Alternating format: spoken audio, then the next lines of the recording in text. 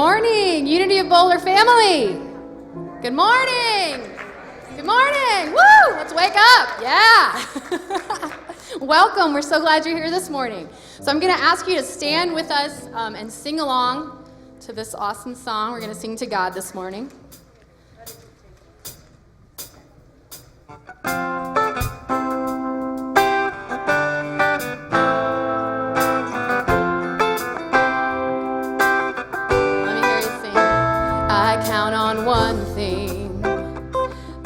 God who never fails will not fail me now.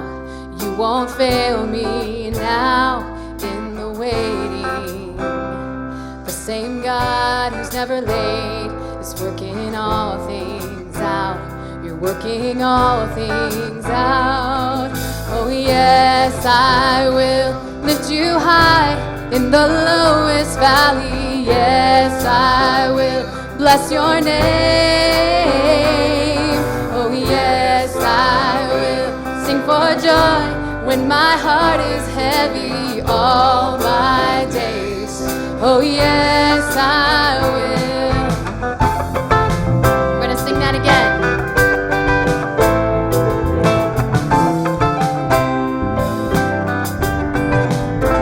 I count on one thing. God who never fails will not fail me now. You won't fail me now in the waiting. The same God who's never late is working all things out. You're working all things out. Oh yes, I will lift you high in the lowest valley. Yes, I will bless your name. For joy when my heart is heavy all my days. Oh yes, I will for all my days. Oh yes, I will.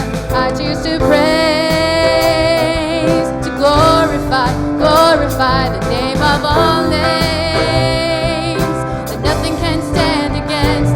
I choose to praise, to glorify the name of all names that nothing can stand against.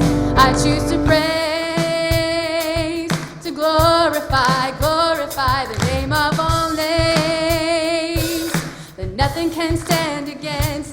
I choose to praise, to glorify the name of all names that nothing can stand against. Oh yes, I will lift you high in the lowest valley. Yes, I will bless your name. Oh yes, I will sing for joy when my heart is heavy all my days. Oh yes, I will for all my days. Oh yes, I will for all my days. Oh yes, I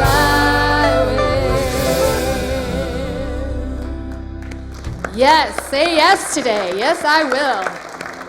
So before you silence your cell phones this morning, I'd like to ask you to put a joyful noise out into the universe, to share with someone else, text a friend, message a friend, let them know you're at Unity of Boulder this morning and what a cool place it is, and that they can join us online right now at unityofboulder.com. Okay? Now here's Jack. All right, thank you. All right, you can remain standing for a moment. Just stand up. I'd like you to turn to the person beside you and say, good morning. Get a name. We are a community. We are the Unity Community of Boulder, Colorado. Yeah. Okay. Very good.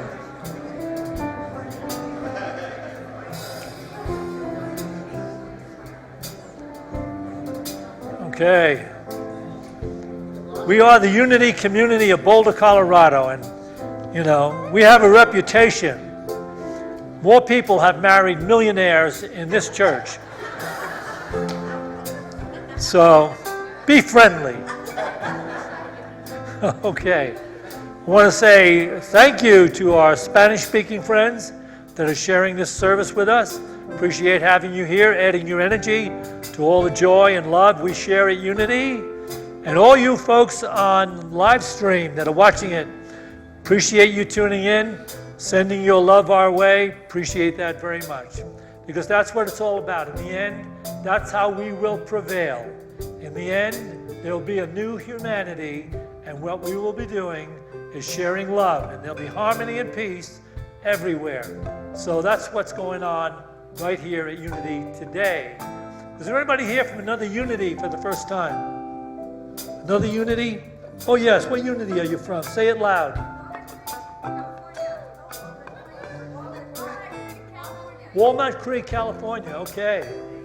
So, you came to Boulder to get away from the fires?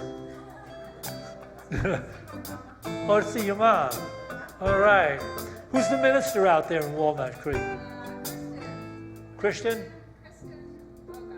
So, he's just, well, I'm happy to hear he's a Christian. No, it's great.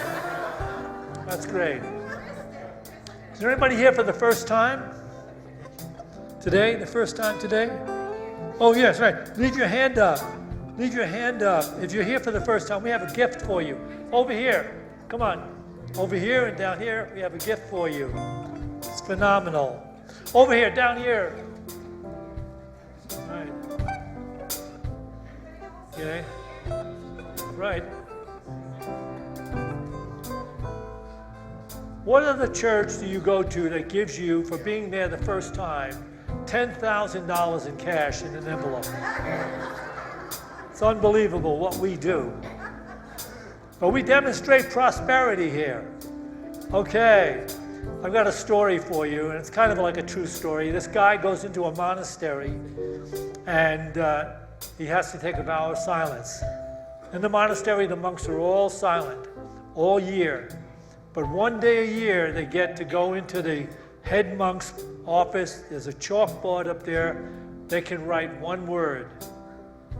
So this guy goes into the monastery, takes his vow of silence, and it's really difficult that year, that first year of being silent.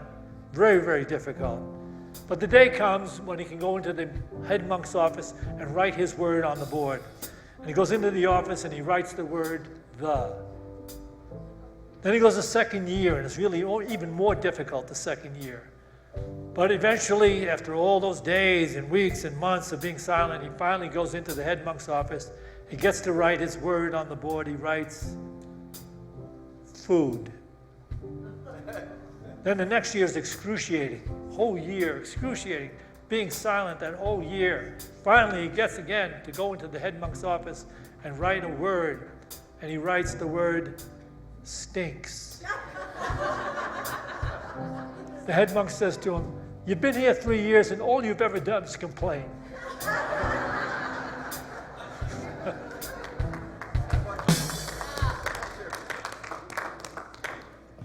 Thank you, Reverend Jack.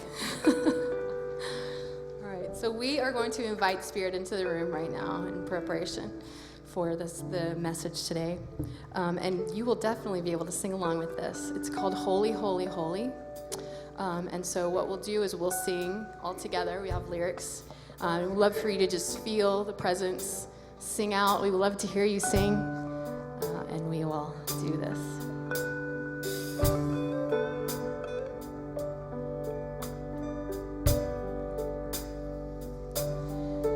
We are holy, holy, holy. We are holy, holy, holy. We are holy, holy, holy. We are whole. Sing with me. We are holy, holy, holy.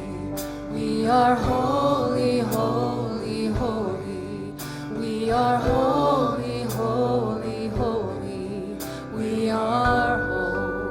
Let's keep singing that.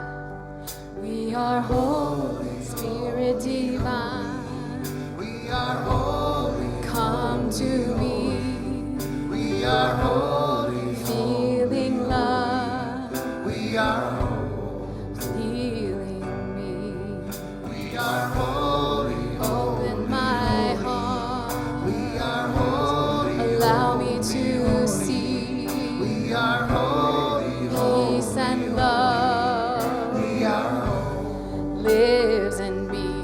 are holy. You are holy, holy, holy. You are holy, holy, holy. You are holy, holy, holy. You are holy. Think of those around you when you sing this. You are holy, holy, holy. You are holy, holy, holy. You are holy, holy, holy. You are whole. Let's keep that going. You are holy. You are Holy Spirit divine. You are holy. Come to me. You are holy. Feeling love. You are holy. Healing me. You are holy. Open my heart. Allow me to see peace and love surrounding me. I am holy. I am holy, holy, holy. I am holy, holy, holy. I am holy, holy, holy. I am whole again. I am holy, holy, holy. I am holy, holy, holy. I am holy, holy, holy. I am whole. We are holy. We are holy, holy, holy. Really sing out. We are holy, holy, holy. We are holy, holy, holy. We are whole. We share this community. We are holy. We are holy, holy, holy. We are holy, holy, holy. We are holy, holy, holy.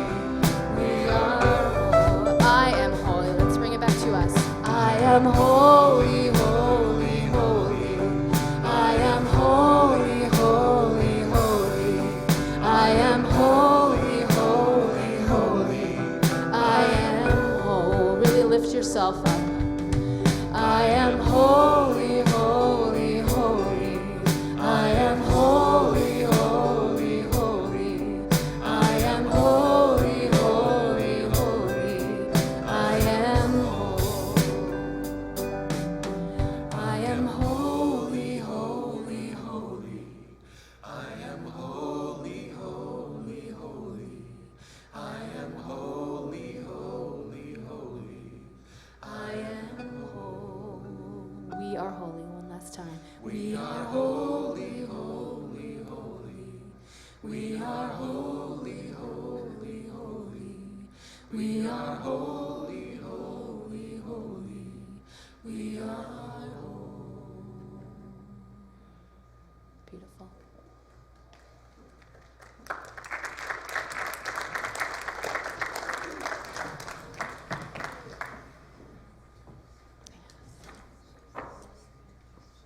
Good morning. I'm going to invite you guys to come into the presence of this room and just close your eyes and sit in that resonance of that incredible song, We Are Holy, I Am Holy, You Are Holy. Take this time to leave the world outside these doors and recognize that this next 45 minutes is for you. Connect with your higher self, the part of you that came in, developed, and directly connected with God, Spirit, Source, whatever word makes you feel hugged by this greater potential, this greater love. Taking a deep breath and resting in our beautiful hearts, opening them up and letting this sermon inspire whatever it is that's your calling in your life at this time. Knowing that you're sitting with your sisters and brothers on this path, that we are all interconnected, we are all one, and we are here to reflect healing for one another. And we give thanks for knowing that we are never alone. We are all holy and connected to this greater power. this greater love. Amen.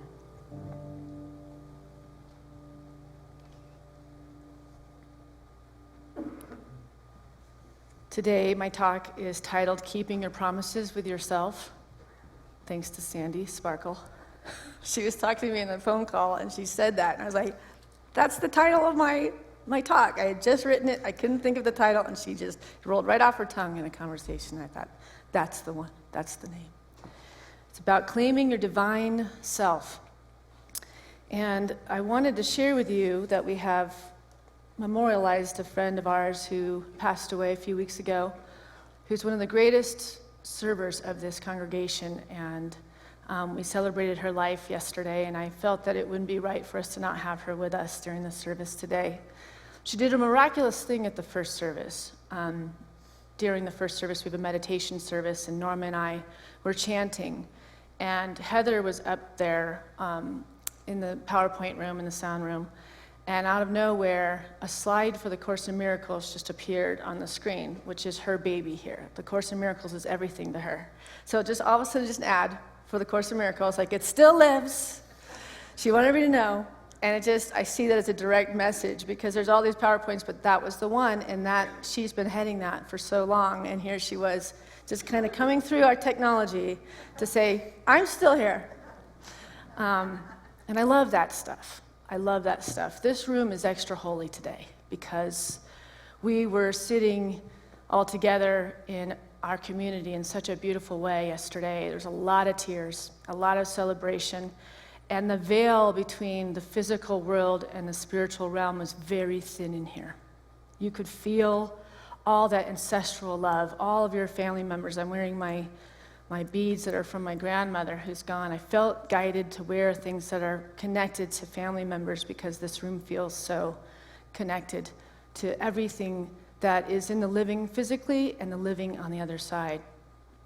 So I just wanted to bring that up because I am going to get back to the fact that she was one of the greatest serving people. There was no stops to what she was willing to give until literally weeks ago before she passed on from this physical experience. But this was a woman that knew how to keep her promises with herself. You know, I'm not really saying the promises that we are making for ourselves right now, but actually the promises we made to ourselves before we entered this lifetime. That's what I'm speaking to right now. Our souls have a direct development to be doing each lifetime. And before we came here, we signed up to become awakened to the spiritual life. And some people find that call, and some people don't. But obviously, if you're sitting in this room, you do feel that call, that you are wanting to answer or keep with the promises you made before you came here, and to reveal to yourself what those promises were. And those things come from meditating. Those things come from praying with others. Those things come from serving others. In Love Without Conditions, Paul Farini says it this way: deeply embedded in your psyche is the call to awaken. It does not sound like the call that anyone else hears. If you are listening to others, you will not hear the call. But once you hear it, you will recognize that others hear it too in their own way. And you will be able to join with them in simple support. Blessing them, you bless yourself. Setting them free to travel their own path, you will set yourself free to travel yours. There is no competition. There is no greed. For there is nothing to get, nothing to achieve. All is there for the taking that might be given away. And in every gift that is given, be it yours or another's, is the miracle contained. So what this is saying is that we all do have our own personal sojourn journey on this awakening path, that no one else can lead us to that calling. You know, I can stand up here and I can remind things about you and mirror back to you, but that's all I'm doing here because I'm also in the process of awakening.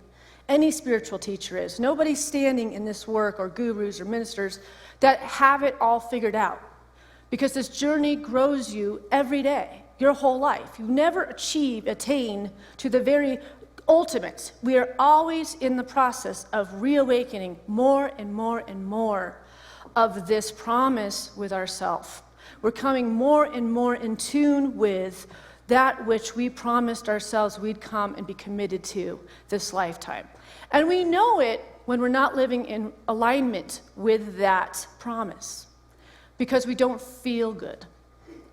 And when we don't feel good, we don't feel God, right? That's an absence of God in our life. So we might not be being honorable. We might not be showing up with everything that we have to a job that we have. We might not be showing up to our children the way we should be when we're being called to do more, right? We know, our guts know, when we're living up to the promise that we made to ourselves to be kind, to be of service, to be God's helpers, to be conduits of this light, to vibrationally come in with peace to every situation, and to bring healing wherever it's being called. And yet, that's a tall order when we live in the world with speeding cars, with a town that has way too many cars in it at this point, and you're always sitting at lights now for 3 and 4 lights, and we could take it on and go, oh, Boulder used to be great, and now it's not anymore. Or we live in acceptance and in surrender that, unfortunately, the secret got out, that this is the greatest town, right? But that 2 and 3 lights can also be the opportunity that you visit the promise that you made to yourself before you came here, which was to be truly accepting, to be truly helpful, to be truly peaceful. To find new ways to cultivate love and peace and forgiveness and gratefulness and a deep sense of connection into a greater whole, no matter who you are or where you come from, whether you seek to transform your life completely or to simply make adjustments that will add a whole new layer of richness to your everyday experience. It's up to you. You might have chosen that there's just a few adjustments you want to make this lifetime. And I think I jumped in with a karmic one that was like, I'm gonna tear it all off, and I want to see all of the promises that I made. And I think I made a lot of promises, and I've been held to it, and it's not been the easiest life. You know, the people that choose to be on a spiritual path, we think we go to church or we go follow a spiritual work to make life easy. Unfortunately, that's not a promised thing, because when we have decided to come in and become evolved people, we are also met with challenges to overcome, to unfold that which we are here to be. And a lot of times that doesn't come from life being easy and being served on a platter to us. It is handed to us through learning how to forgive. It's handed to us by learning how to let go of friendships that no longer serve us, even though we love them perfectly and greatly. It is the process of learning how to be with oneself totally and completely and to love yourself the way God made you as perfect expression in this world. The power of the Spirit says it this way: connecting to Spirit isn't necessarily a grand to-do. Rather, it is a subtle yet powerful inner experience. You don't have to undergo some earth-shattering spectacle to make a positive transformation. Although your ego will certainly try to make you believe that this is necessary. In fact, it will try to convince you that a shift to living a spirit-empowered life is extraordinarily complicated. Remember that your ego will do anything to stay in control. The real shift lies in perception. When you stop looking at the world with such a critical view, believing that this is all there is, and recognize and appreciate the wonder of every aspect of life, then the transformation is well underway. When we recognize and appreciate the wonder of every aspect of life, that's the most important part of that entire thing that I just read. Living in a state of wonder. Just think in your mind, or say out loud, I wonder. Feel what that opens up for you. I wonder. That's what children live from. I wonder gives this vast openness for anything to happen. We still believe that magic exists and something can show up no matter what we believe, because I wonder is this question of the universe. I wonder what it'd be like to be totally healthy. I wonder what it would be like to have the job of my dreams. I wonder what it would be like to be a mother or a father. I wonder what it would be like to find my soulmate and be in love. But when we get into that imaginary place in our mindset, we can actually visualize what that wonder could be. And we start to create from that. That imagination power is so, so important. To be able to be, I wonder, I want to look at this life and see the mystery. I want to discover what's inside of all of it.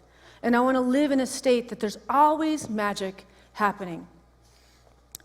For some of you, when I said that the Course in Miracles slide appeared at the first service, how many in your thought was like, oh, yeah, right.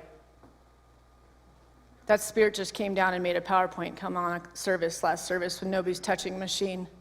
Come on, pessimists, let's put our hands up. Oh, you're scared. How many believe that happened and it was Lori? That's better. I love it. That's living in a state of, I wonder. I believe that magic happens. I believe that this soul is much bigger than this physical experience, and I know that we are still cultivating a relationship with Lori. We're just learning the new language with Lori right now. And she's showing us how she's going to start communicating with us as well. And the interesting thing is that that's her in that shadow box. We dedicated our prayer room to her. She was a part of our prayer team for a very long time. And she also is an usher, and she worked in the kitchen, and she was a Sunday school teacher for my 22-year-old daughter. She's been in here for decades, touching my life personally so many times I could never say all she's done. This woman lived to serve and asked for nothing in return. And if you ever got a chance to sit with Lori and pray with her, it was like being mirrored an angel. It was like talking to the most peaceful angel. And she reminded in us that we are that too, right? So the Lakotas in the native way doesn't believe in separation. They also believe in spirits. In fact, they invoke them through sweat lodges. They invoke them through healings, through their chief doctors and the ones that walk around, and they are blessing people, and they ask on their ancestral friends that have left the physical world to be their angels and to be a part of, warning them when it's a good time to hunt, when they're completely part of the life. It's not like we're here in the physical and then we're gone. And the Western culture looks at life that way, very much so, but in Unity we do not. We believe that this work of even coming to church is to be building our understanding of the part of ourselves that never dies. We're learning about that part of us that goes on and on. So therefore, we live in truth. We know that we are going to be reached out when we go to the other side and have a review of how we do things here, that we have to be kind. That we can't just go off shooting our mouths off at people or, not honking our horn at the light, and that all these things, we are vibration. That part of us that never dies is affecting everyone that's around us. And so when we really get that, we can't be lazy in our beingness. We stop being lazy in our beingness. But the Lakotas and the natives always realize that trees, earth, animals, everything is us. We are the protectors of these things. We are interconnected. We are interconnected with every person that we interact with, which makes us have to really pray up in the morning, meditate up, walk in meditation, be in a state where we visit the part of us where we made the promises before we came here, where we're directly and divinely connected to that which sent us to be here. And then we don't have to worry about what to say or what to do or how to handle something, because we know that which sent us is directing us. We're literally connecting with that greater something first thing before food, before coffee, before everything. Calling spirit to be completely interconnected in our being so that we may be able to see from the eagle point of view that which is being called of the day from us. So, being interconnected with everything. For instance, like, I love, driving in Boulder. So many people have their dogs in their passenger seats, but I just love that, and you'll just be sitting in a light, and you'll turn, and a dog is literally staring into your soul. And you just have that minute of connection with just pure beauty. And when you look through that lens, you just see how beautiful God is, that there's this playfulness, there's this sweetness, there's this softness that's always trying to bring us back to our childlike wonder. Instead of living from this intellect that I'm in a hurry all the time, and I've got to achieve things, and I've got to make a lot of money, and I've got to... Look at the dog. He's looking into my soul. You're never going to see that dog again, but you just had your day changed. If we live from this lens that everything is magic and sweet, or like at a grocery store, and you're in a line with, a mommy and a little baby face is looking over, and you get to be the one that gets to play with this little soul without the mom even knowing that you're having an interaction with literally God. But many of us get caught up in the world, and we forget that every single day can be little miracles all day long. And when we expect miracles, we have miracles happen all the time. So I just wanted to share this video just to get our hearts squishy and open it up a little bit to go further into this talk. And I'll walk down this obstacle course.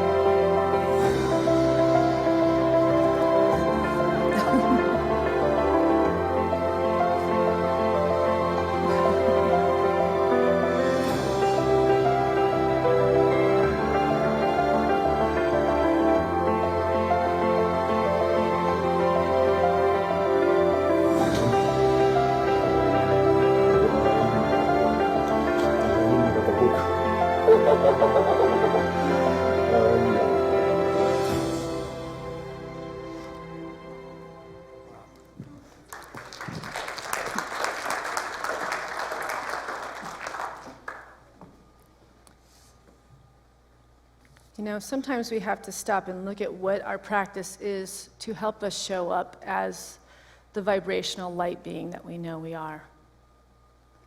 And videos like that are something that I watch a lot because I do counseling for people that are in major crises in their life. And I am very, very in tune to people's hearts. That's just my nature. When you're called into this work, you tend to be very open, and it's very easy to take on people's stuff. And when I'm done with difficult counseling sessions, I put things like that on until I can get it out of the cells of my being, so I don't have to take on other people's painful stuff in their life. And so to really learn what works for you, to keep yourself cleansed and cleared and supported as a soul being first. When we learn how to really set ourselves up for success, for light, we will be lights out in this world, and it will have a ripple effect, and we can really change things. So I want to share a story of how the universe is extremely honorable and has been in my life. I had a first grade teacher, and some of you have heard this story before, Miss Sayers. And first grade is the year that you learn how to read. And I had what they called a learning, they call it now differences instead of disorders, which I like that they've changed the wording, but they couldn't get me to learn how to read. And they had these, it was like a new thing where you listened to these things and you had to learn how to read, and no teacher was teaching you. You were sitting with other kids, and I was a precocious little kid. I'm sure I was much more distracted playing with the other kids at the table or whatever, but she was a very, very angry lady, and she would throw me out into the hallway and throw books at me, like as if I was being defiant on purpose, and I wasn't. I don't even remember being defiant at all. I was just a little kid, so in my memory of it is just this lady going after me all the time and her saying my name in this very vicious way. And then eventually, my best friend was actually in kindergarten, and she made me sit in front of that class and read to them when I couldn't read, to humiliate me. And it did an incredible deep cut in my being. It made me feel forever, all the way through to high school, that there was something wrong with me, that I was not smart, that I was not lovable. It extremely traumatized me when it came to testing and school, and I lived with that until my senior year in high school. I graduated from a private school in Boulder called September School. And one of the mandatory things in that school was a class called service learning.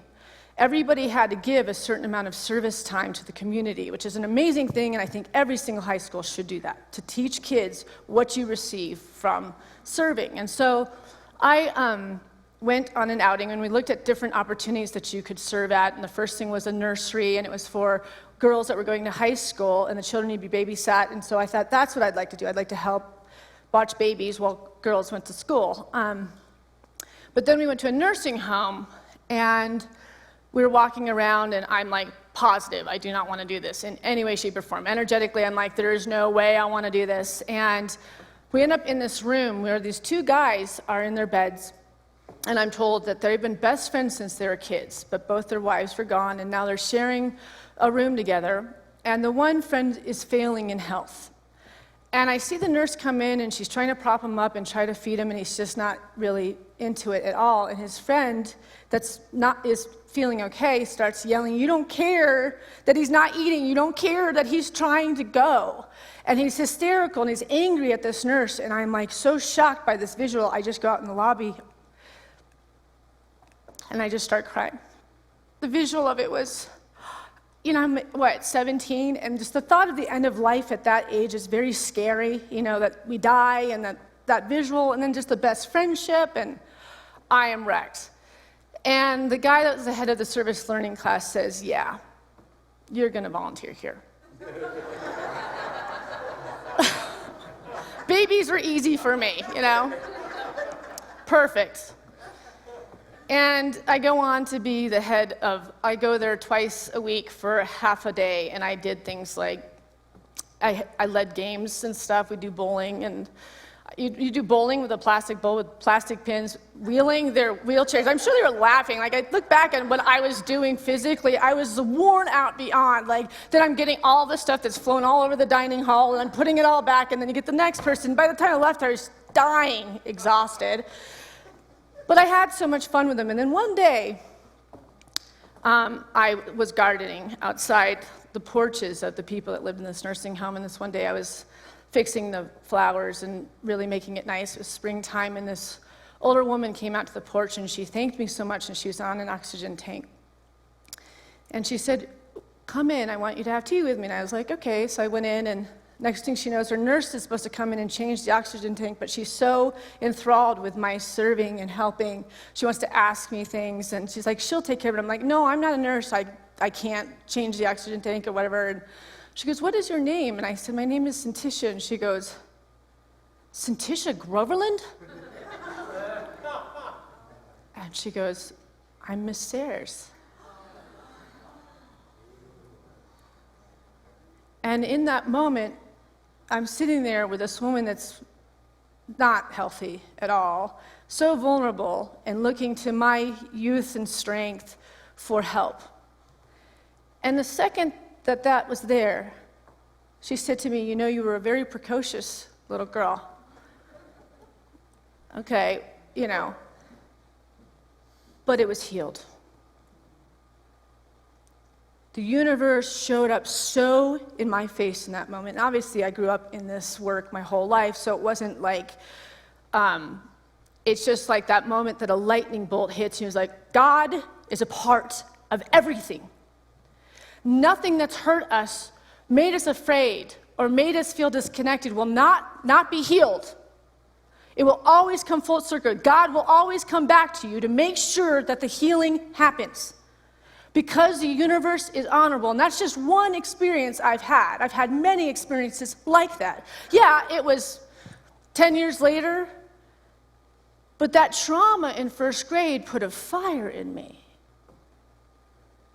that I was going to prove her wrong.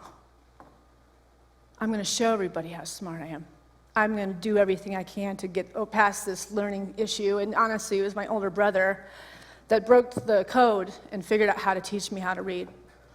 And then years later, when I was 25, I got an eye test. And the guy says to me, "Did you have a hard time in school?" I'm like, yeah, why? He goes, "Because your eyes look straight, but one of your eyes looks that way. And you to track words is like impossible." So if you ever notice, I never do the PowerPoint on this side because I can't track it in any way, shape, or form. I do this side. But again, there's the answer. Oh no, she's not stupid.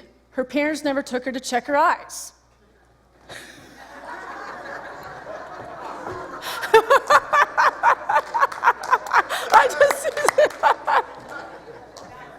I'm not blaming anybody.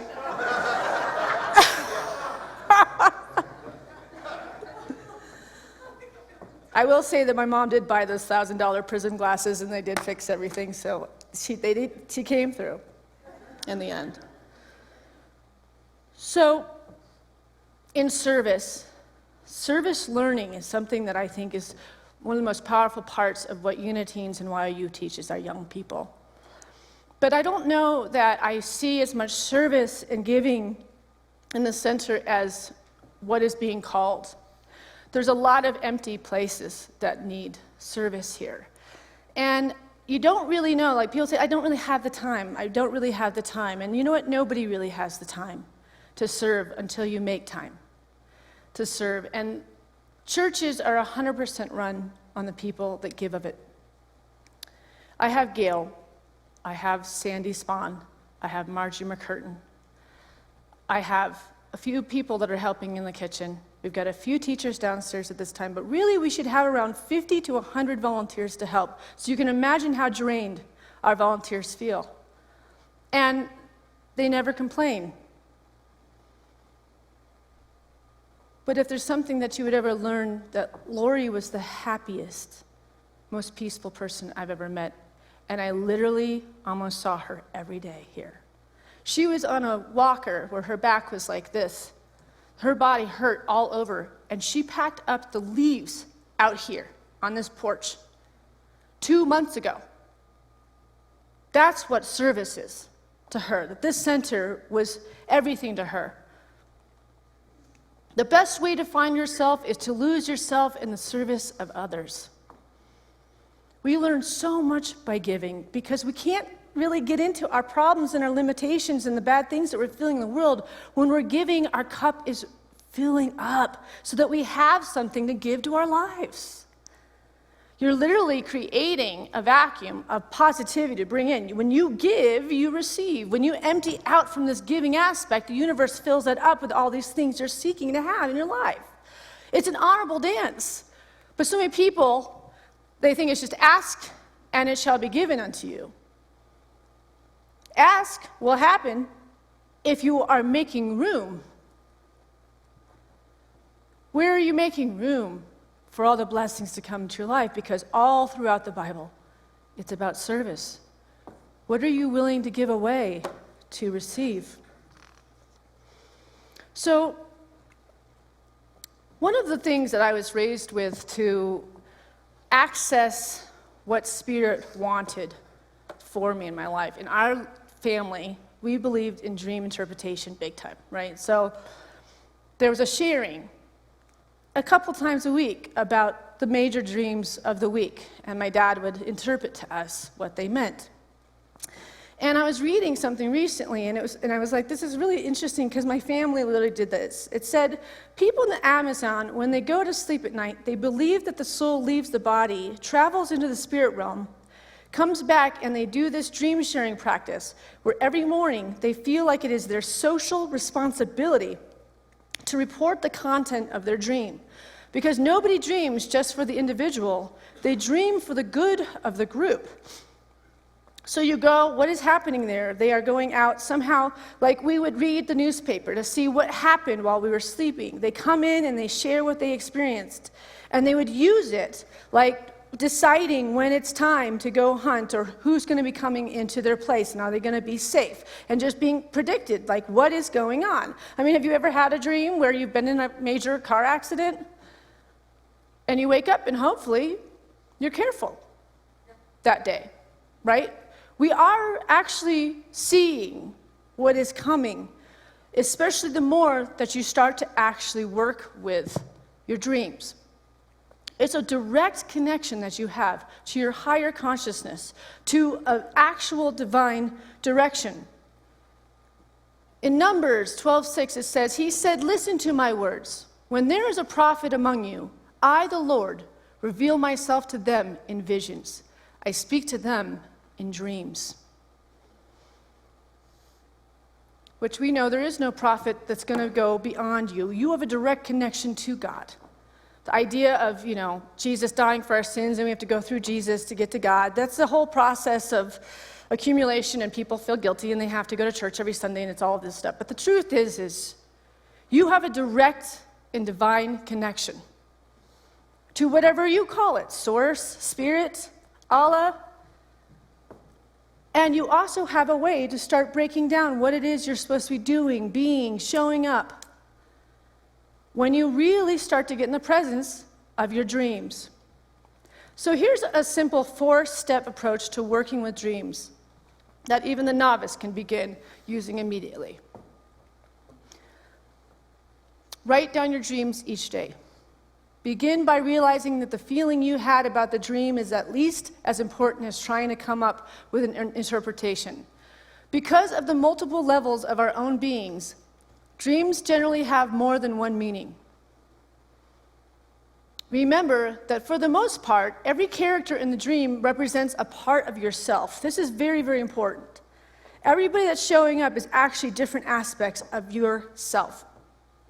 Watch the actions, feelings, expressions, and conversations of these characters in your dreams and measure them against the activities in your waking life.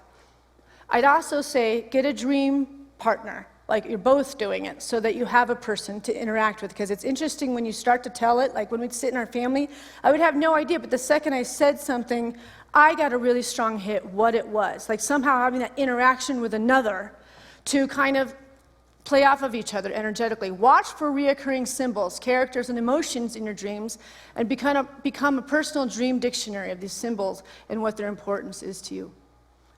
When working with dreams, remember, first of all, that your dreams can be extremely helpful even if you don't recognize immediately what they mean. Sometimes the meaning comes later. And that's very important right there. So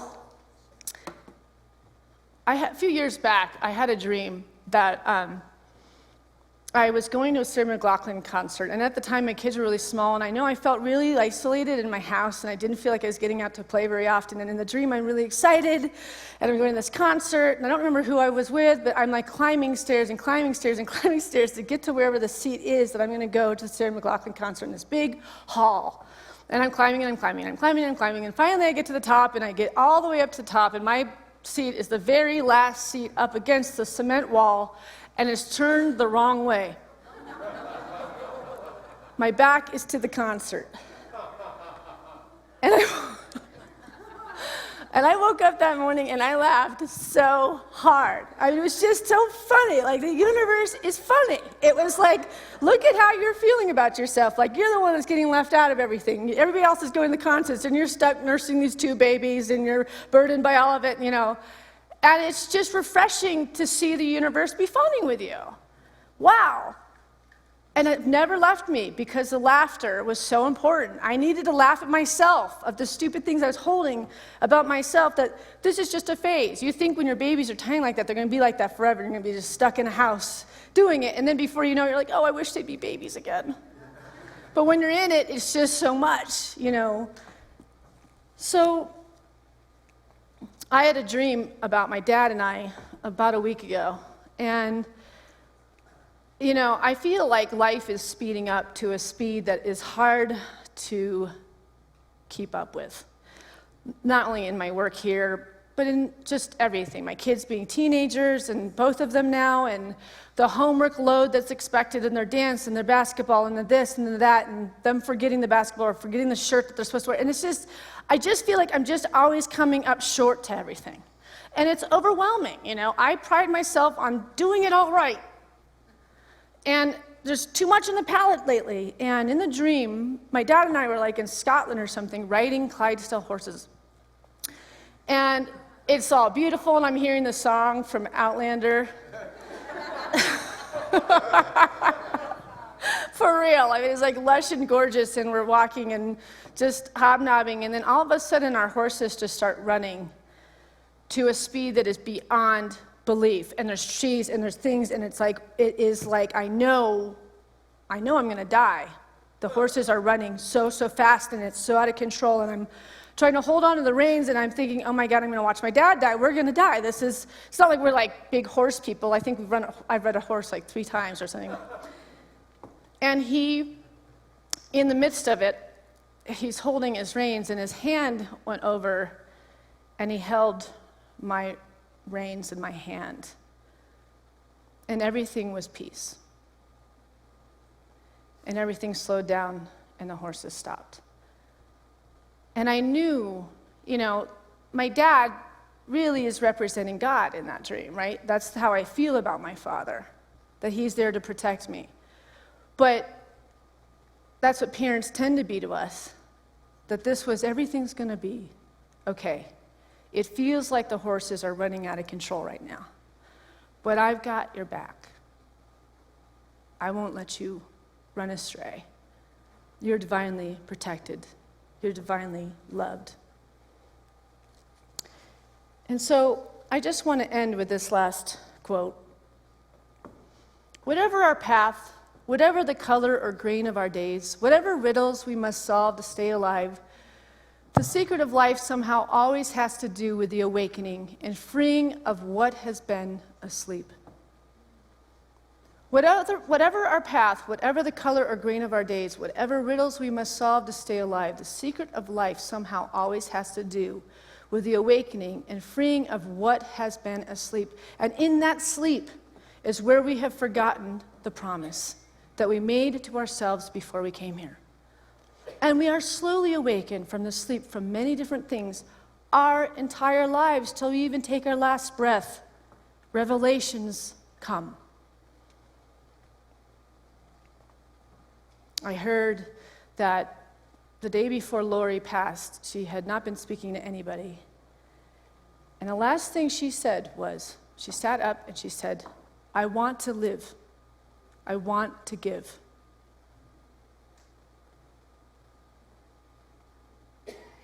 We'll take an offering for unity now.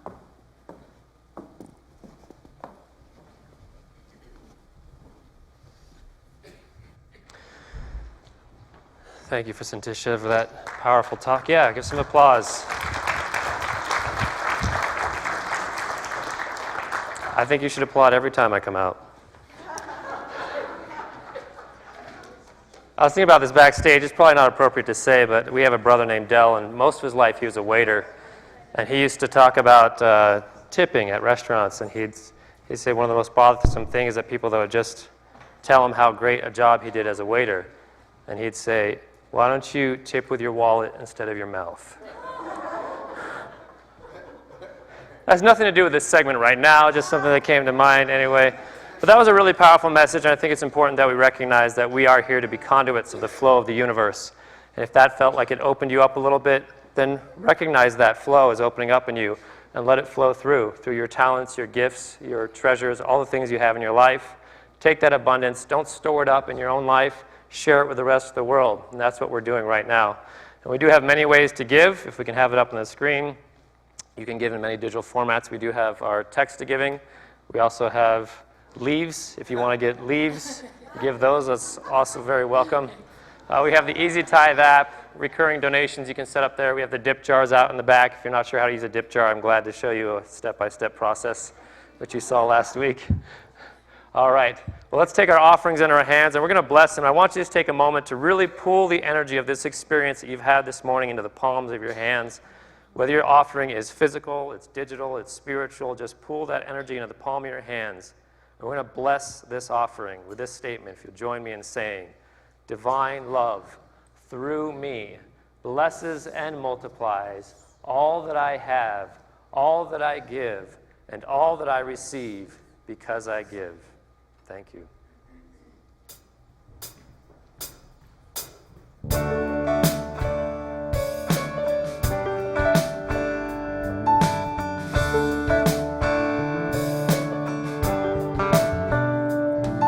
I am called to be a healer for all humanity.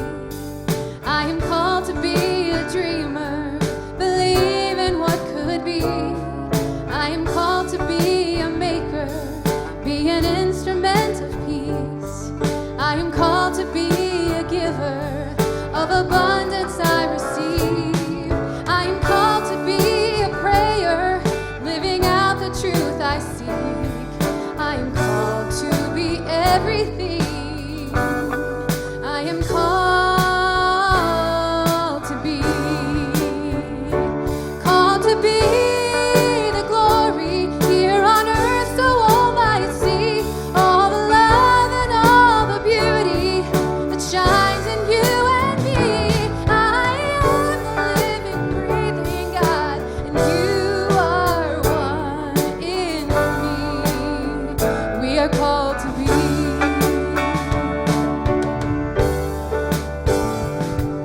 You are called to be a mother, to nurture family. You are called to be a brother, be strength in times of need. You are called to be a neighbor, see a friend in all you meet. You are called to be a leader, to build community. You are called to be a prayer, living out the truth you seek. You are called to be everything. You are called to be the glory here on earth, so all might see all the love and all the beauty that shines in you and me. You are the living, breathing God, and you are one in me. You are called to be.